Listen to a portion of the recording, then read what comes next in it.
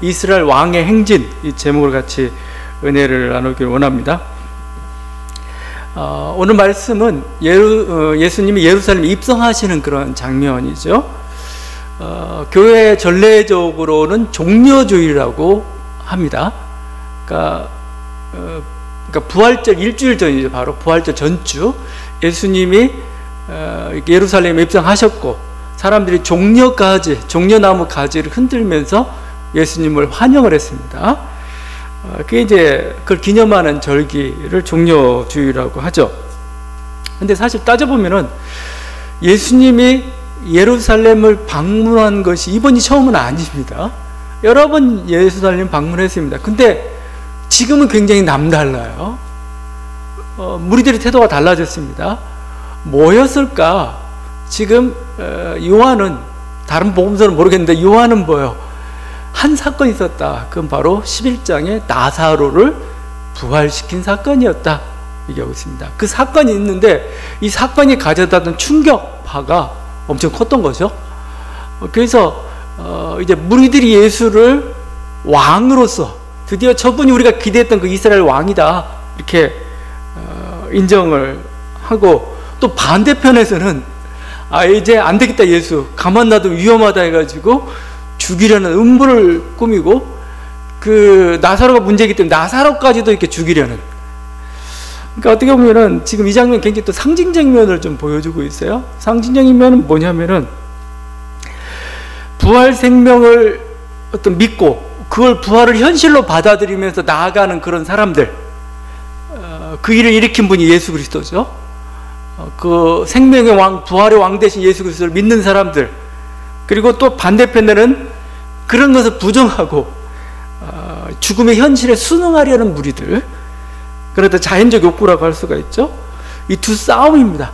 우리가 이것을 믿음의 싸움이라고 얘기했던 거예요. 단순히 구원받고 구원받지 않고 그걸 떠나서 우리의 어떤 그 생명의 힘을, 생명의 영원성을 믿고 이렇게 살아가는 사람들, 그렇지 않고 죽음 앞에서 절망하는 무리들, 거기에 타협한 무리들의 반항, 그건 어떻게 보면 저항이죠. 그건 우리들의 현재의 삶의 모습과 이렇게 마찬가지입니다. 우리들이 온전한 그 부활 생명을 소유할 수 있기 위해서는 예수님을 왕으로서 지금 모셔드려야 되는 거고, 바로 그게 오늘 종려주일의 메시지라고 할 것입니다. 그래서 이 예루살렘의 입성은 보면 알겠지만 왕의 입성입니다. 왕의 행진이에요. 이스라엘 왕으로서 행진이라고 할 수가 있죠. 등극이고 카퍼레이드고 왕의 대관식이라고 할 수가 있습니다. 거기 13절에 사람들이 종려나무 가지를 가지고 이렇게 맞으러 나왔다고 그러죠. 외쳤다. 이렇게 맞으러 나왔다라고 하는데 그냥 환영했어 이 정도 차원이 아닙니다. 이 맞으러라는 단어가 헬라어로 그 아판테시스입니다. 아판테시스. 근데 이 단어는 굉장히 중요한 단어예요. 그 사도 바울이 사도행전에서 28장에 로마에 가까울 때 사도 바울을 맞으러 나온 사람도 있습니다. 그때도 역시 아판테시스라는 단어를 쓰고 있습니다. 이게 뭐냐? 아판테시스와 짝을 이루는 게 파루시아입니다. 여러분, 파루시아는 재림으로만 여러분 알고 있어요. 파루시아 정말 재림으로만 알고 있는데, 파루시아의 원래 뜻은 출현입니다. 출현, 나타남 이런 뜻입니다. 파루시아와 짝을 이루는 게 아판테시스, 영접입니다. 이건 뭐냐면은 사실은 그 어떤 그 황제나 고위 사절단이 어떤 성을 방문할 때 일어난 일을 가리키는 거예요. 어떤 성을 방문할 때 환영하는 것을 아판테시스라고 얘기하고, 저기서 그 왕이나 사절단이 출현했어요. 보여요. 그 소식이 들려요. 이게 파루시아입니다. 이 구조가 나중에 여러분 종말 때도 예수님에게 적용이 되고 있어요. 자, 그런데 지금 그 파루시아, 지금 왕이나 아니면 황제나 아니면 어떤 고위 사절단이 저기서 오고 있는데 여러분 어떻게 해야 돼요? 환영한다는데 그냥 성 위에서 막 손 흔들며 어서 오십시오, 환영합니다, 이게 아판테시스냐, 이거 해야 되느냐?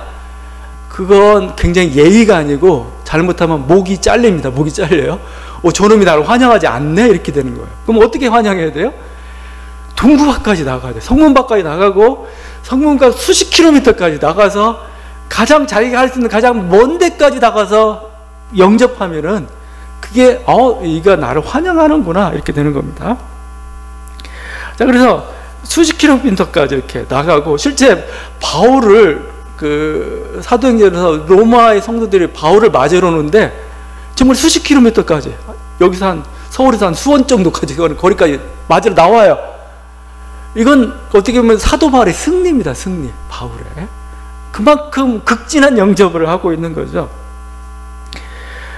자, 이제 그래서 거기까지 맞으러 나와가지고 이게 아마 성의 책임자겠죠. 그 책임자가 그 사절단이나 황제하고 같이 이제 성을 통과해가지고 그 대로를 통해서 이제 행진을 하게 됩니다. 행진할 때 사람들이 이제 보통 꽃을 뿌리죠. 꽃을 뿌리거나 아니면 여기처럼 종려나무 가지 이렇게 흔들죠. 자, 이걸 통해서 인파도 모여야 될 거죠. 뭐 이런 일들이 뭐 근대적이다 이게 편하겠지만 이거 오랜 전통입니다. 이렇게 사절단을 영광스럽게 해야 그래서 이게 성공한 영접인 겁니다. 성공한 영접이에요. 예루살렘에 이런 일들이 자주 있었습니다.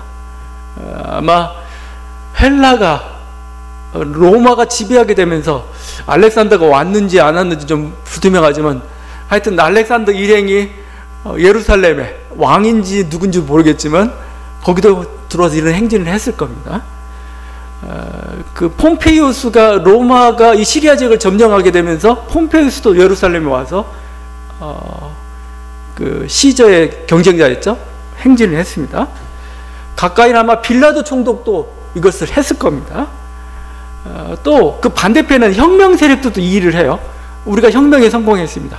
혁명군 장군이 또 이런 식으로 이렇게 입성을 합니다. 여기 종려나무 가지를 흔든다는데 종려나무 가지는 하나의 그 통치자의 어떤 그런 모습이죠. 뭔가 뭐 그 관용이랄지 뭔가 그걸 쫙 베풀고 있는 그런 모습이잖아요. 종려나무 가지를 이렇게 흔들죠. 거기 호산나 찬송하리라 이렇게 호산나. 호산나라는 것은 그냥 그대로 써놨는데 원래대는 구원하소서입니다. 구원하소서, 구원하소서, 구원하소서 막 이렇게 하는 게 이게 호산나 찬양입니다. 중세 시대도 이런 전통이 좀 있었죠. 중세 시대도 왕이 교체될 때, 여러분 중세 그 서구의 그 드라마나 영화나 이렇게 보게 되면은 왕이 죽어요. King is dead 막 그러죠. 왕이 죽었다. 그 다음 나오는 말이 이제 새 왕을 임명하죠. 왕관을 씌우면서 Long live the king 하죠. 왕이여 만세수를 하시옵소서. 뭐 이런 식이 되는 건데 마치 지금 그와 같은 행진이 지금 벌이고 있는 거죠. 자, 근데 여러분이 좀 알겠지만은 분명 알겠지만 여러분 이 복음서마다 좀 색깔이 있어요.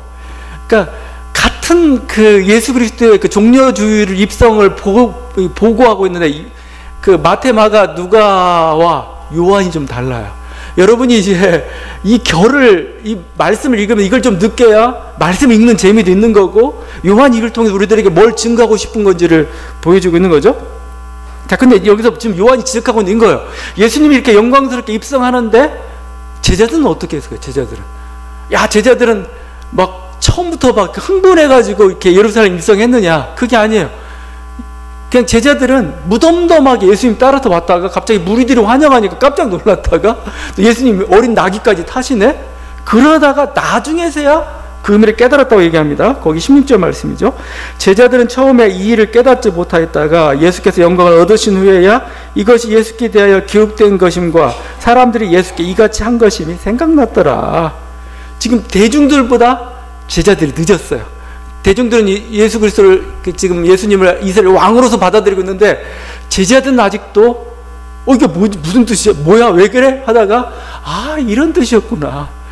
예수님 우리의 왕이시구나 라는 걸 그때서야 깨닫게 되었다 이거죠. 우리들에게 하는 말이죠. 예수 믿는 너희들에게 정말 예수 그리스도 너희의 왕이냐 이거예요. 지금 너희의 왕이냐? 이 왕됨을 좀 더 살펴볼 겁니다. 여러분 여기 보면은 이 어린 나귀에 대한 것도 잘 해석해야 됩니다. 예수님이 그냥 나귀를 타실 수 있는데 어린 나귀를 타셨어요. 그럼 겸손하신 어린 나이지 다신 거냐? 그래, 예수님 겸손하시는 건가? 그게 아닙니다. 그게 아니고, 그 예수님은 성경에서 예언했던 바로 그 왕이시다, 예언자라는 그런 하나의 뭐랄까 증명하는 수단이에요. 어린 나귀를 탄 게. 자, 그게 그 스가랴서 9장에서 이렇게 인용이 되었죠. 스가랴 9장 말씀 제가 한번 그대로 읽어볼게요.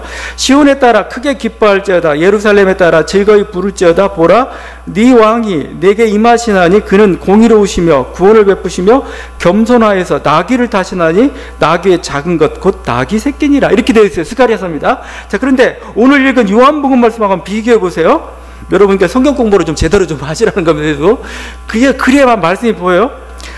시온 따라 두려워하지 말라. 너희 왕이 나귀 새끼를 타고 오신다. 빠진 단어가 있습니다. 여러 가지.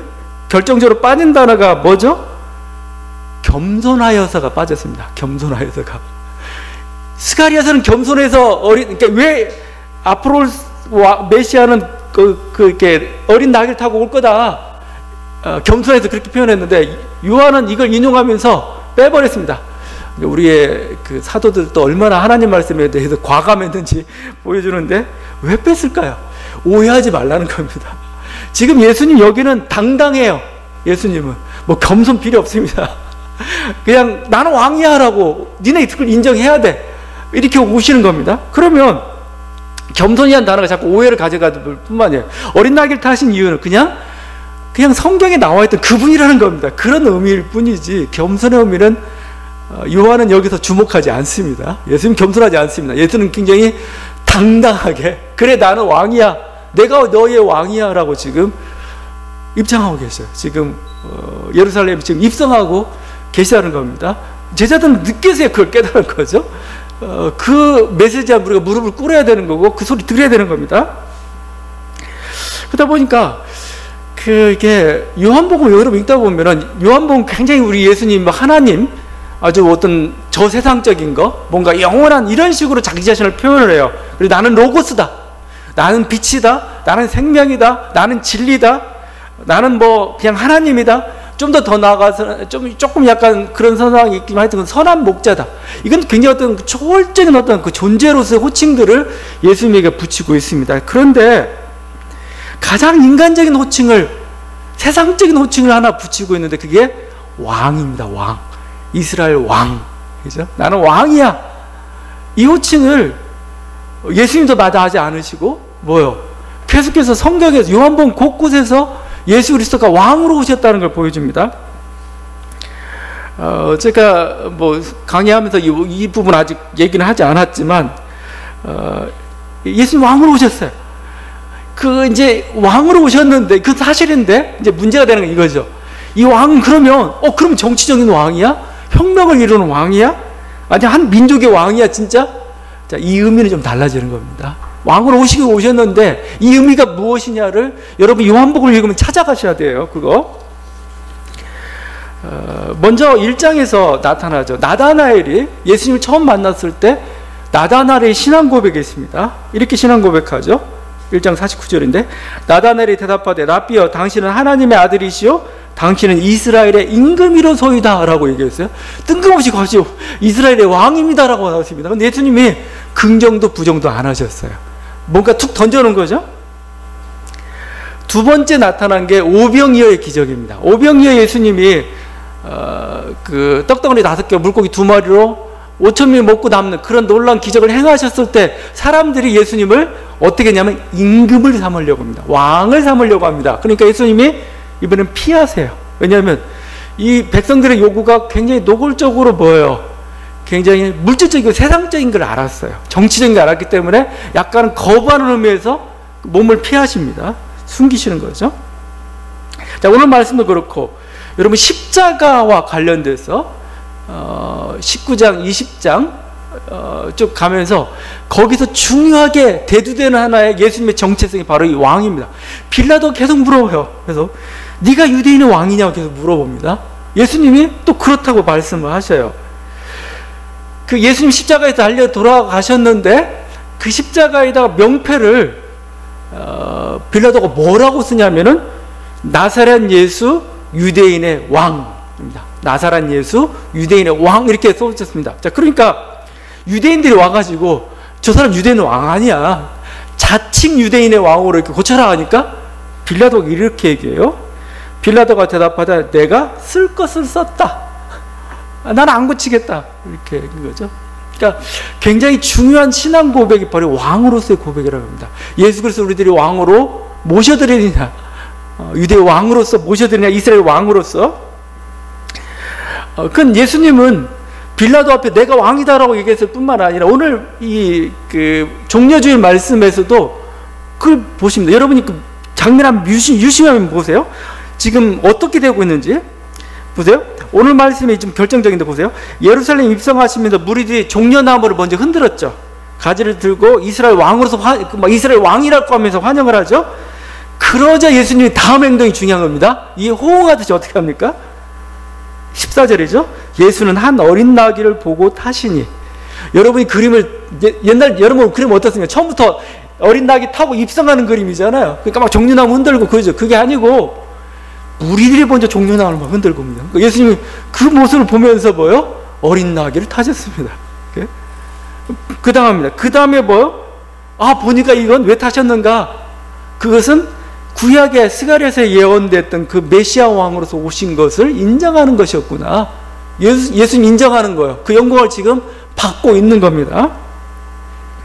롱 리브 더 킹입니다. 지금 새 왕의 출현이고 등극이고 지금 사람들 지금 인정하고 있는 거죠. 하여튼 그렇지만 이런 문제는 계속 남죠. 어떤 문제냐면은 그러면 예수님은 뭐야? 이스라엘 혁명을 가져온 거야? 정치적인 거야? 이런 문제 계속 물어요. 이건 빌라도도 궁금해가지고 문 겁니다. 내가 당신의 유대인 왕인 건 알겠는데 정말이냐? 너 무슨 짓을 할 거냐? 이렇게 물었을 때 예수께서 이렇게 얘기합니다.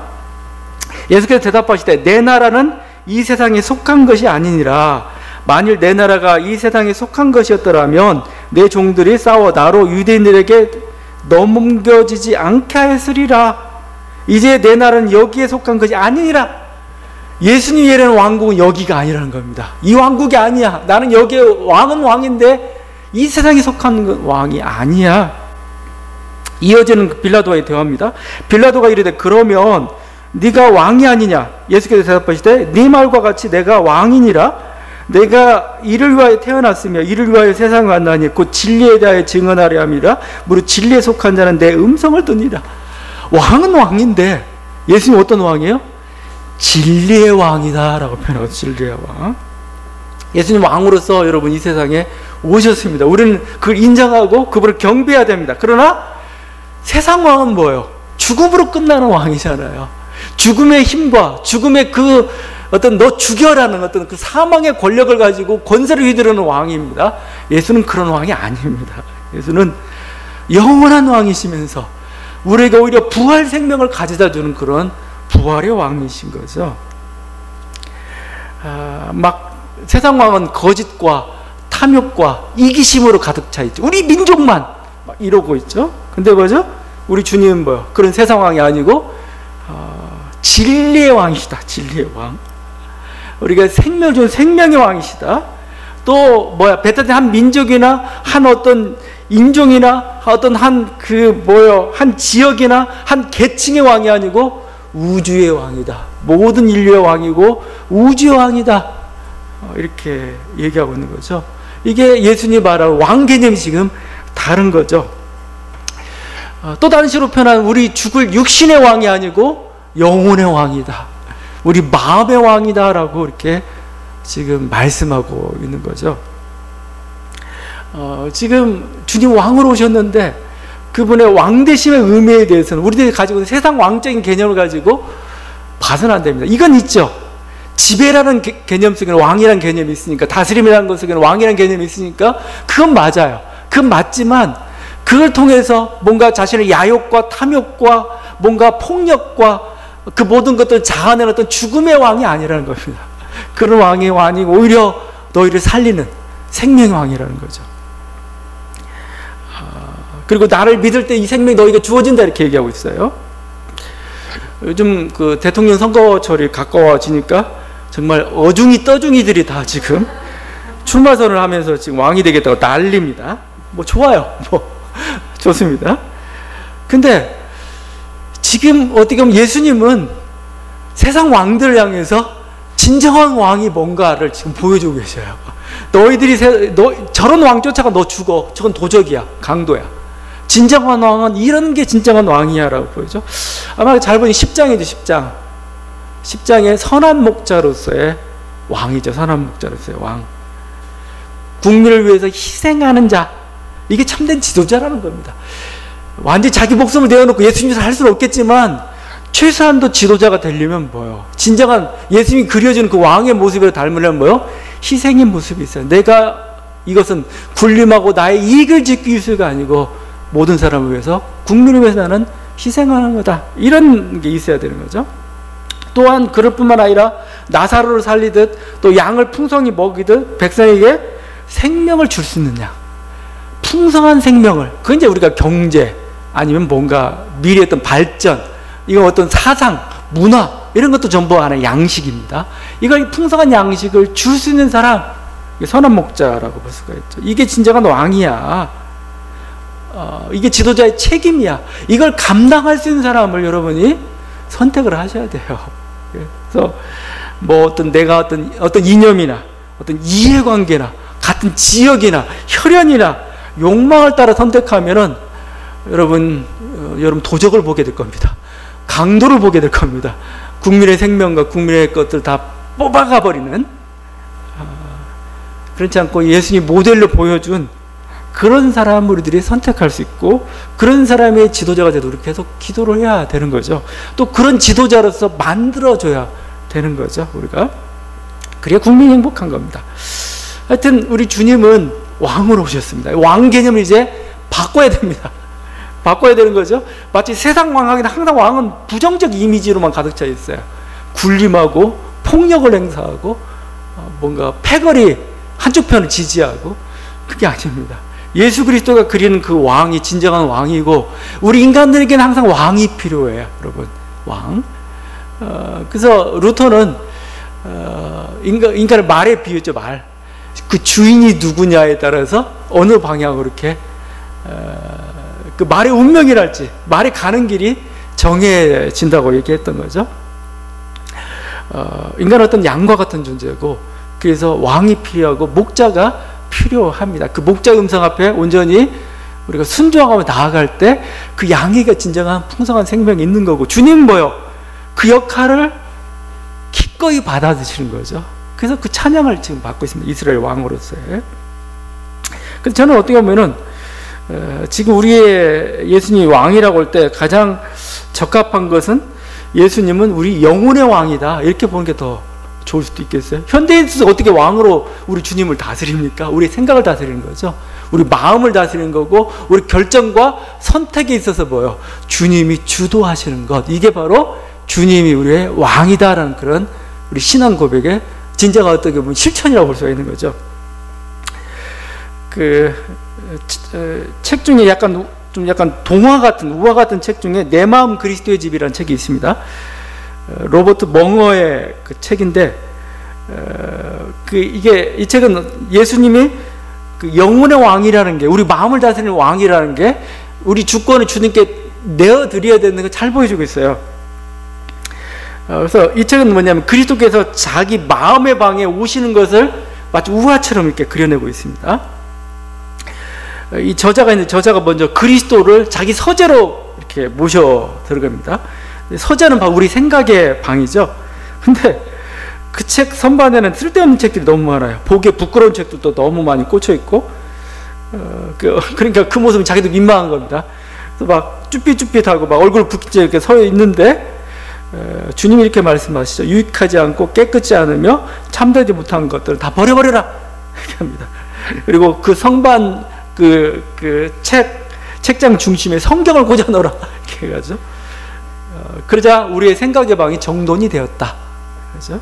우리 중심이 잡혔다, 이거죠. 여러분, 이게 말씀이 가져오는 힘이고, 이게 그리스도를 왕으로 모실 때 모습입니다. 이번엔 주방을 보여드립니다. 주방을 보여드렸는데 주방은 식욕과 욕구의 방이라고 이렇게 저희가 설명을 했습니다. 이제 저자가 예수님 앉혀놓고 자기가 평소에 먹던 음식들 다 내어놨습니다.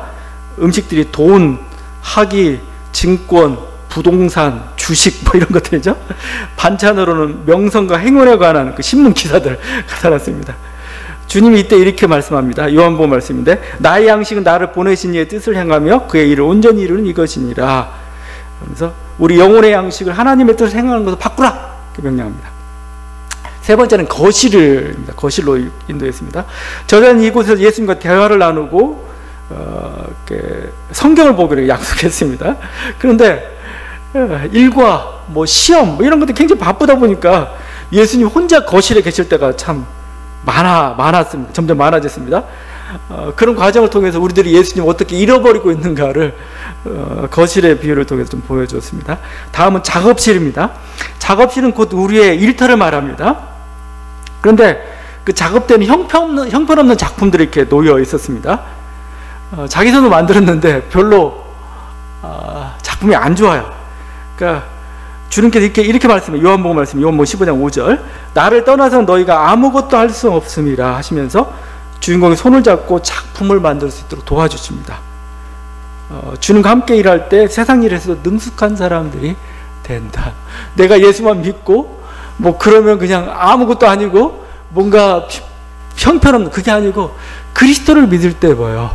오히려 더 풍성한 열매를 맺게 해준다 이거죠. 열매. 그게 우리 주님의 말씀인데 지금 그렇게 얘기하고 있는 거죠. 오락실이 있었습니다. 오락실은 자기만의 놀이터인데 이것만은 보여주고 싶지 않았어요. 왜냐면 주님 오면은 재미가 없을 것 같았어요. 제가 안 보내주려고 했는데 예상과는 달리 즐거웠어요. 그때 주님이 이렇게 얘기합니다. 내가 이것을 너희에게 이르면 내 기쁨이 너희 안에 있어 너희 기쁨을 충만하게 하려 함이라. 내가 온 것은 너희를 즐겁게 하려고 온 건데, 행복하게 하려고 온 건데, 내가 너 괴롭게 해서 뭐 하겠니? 그래서 아주 즐겁게. 뭐 침실도 보여주고 뭐 여러 가지 얘기입니다. 벽장까지 보여요. 벽장에는 온갖 더럽고 주고 냄새가 나는 것들로 가득했습니다. 이 냄새가 온 집안에 진동하고 있었죠. 그러니까 예수님이 열쇠를 받아가지고는 벽장을 다 깨끗이 청소하고 도배까지 해가지고 아주 아늑한 공간으로 이렇게 만들어 줬습니다. 이 모든 과정을 지켜보면서 이 저자가 주인공이 이렇게 얘기하죠. 이게 안 되겠다. 이건 내가 관리하니까 도무지 안 되겠다. 모든 소유권을 주님께 넘겨드리겠습니다. 이렇게 얘기합니다. 주님, 당신은 손님이었고 제가 주인이었습니다. 그러나 이제부터 제가 하인이 되겠습니다. 당신이 저와 이 집의 주인이 되어 주십시오. 하면서 자기 명의 이전을 하겠다고 하죠. 그러자 그 저자의 영혼에 평화가 임하였습니다. 이게 동화 같은, 우화 같은 그런 거죠. 한번 그냥 동화나 우화 같은 거지만 우리 인생이란 집의 주인이 정말 누구인가 이거죠. 누가 왕이 되어 다스리고 있는가 이거죠. 내가 왕이 되어 있는가. 그렇다면 여러분 아직도 예수님을 예루살렘 입성하시는 그 예수님을 왕으로서 여러분 환영하지 않고 있는 겁니다. 그냥 여러분 그걸 기사를 읽을 뿐이지 내가 정말 환영하고 있는, 마치 그걸 깨닫지 못한 제자처럼 우리들의 모습이 그럴 수도 있죠. 제가 개인적인 어떤 영혼의 방, 뭐 이걸로 통해서 영혼의 왕으로서 예수님을 얘기하고 있지만 이건 사실 역사나 세상 속에서 사실은 마찬가지입니다. 역사나 정치나 세상 속에서도 뭐요? 주님이 왕이 되시도록 하는 것, 이게 중요하다는 거죠. 이게 아마 결정적으로 나타났던 게 그 히틀러 시대에 저항했던 독일 고백교회의 그런 어떤 운동들을 통해서, 특별히 그들이 했던 그 바르멘 선언이라는 게 있습니다.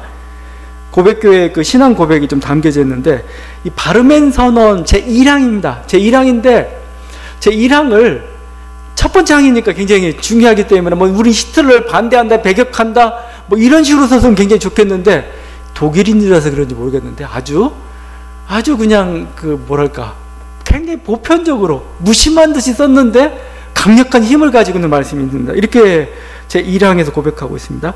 성서에서 우리에게 증언된 예수 그리스도는 우리가 들어야 하며 사나 죽으나 신뢰하고 복종해야 할 하나님의 유일한 말씀입니다. 우리는 마치 교회가 그 선포의 원천으로서 이 하나님의 유일한 말씀 이외에 그리고 그와 나란히 다른 사건들, 권세들, 형상들 및 진리들도 하나님의 계시로서 인정할 수 있고 인정해야 하는 것처럼 가르치는 그릇된 교서를 배격한다.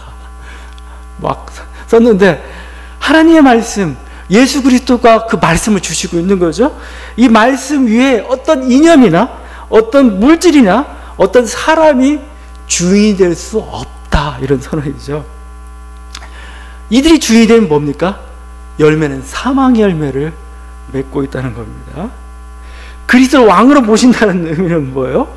여러분, 내 마음의 왕은 지금 누가 되어 있고 내 인생을 다스리는 것은 무엇입니까? 그리스도가 왕이 되실 때 우리들에게 온전한 풍성한 생명이 주어진다는 겁니다. 온전한 평화가 주어진다는 거예요. 그렇지 않고 자기가 왕이 되어 있고 또 어떤 세상에 속한 그 모든 것들로 왕을 삶을 때 우리 인생이 얼마나 비참해야 되고 영혼이 노략질 당하는가, 그거에 대해 지금 오늘 말씀 보여주고 있는 거죠. 여러분, 다시 한번 풍성한 생명은 예수 그리스도 안에 있습니다. 그분이 우리의 영혼의 왕으로서 다스릴 때 여러분에게 온전한 이 생명이 주어질 것입니다. 이 은혜가 있는 저와 여러분들 간절히 바랍니다. 기도하시겠습니다.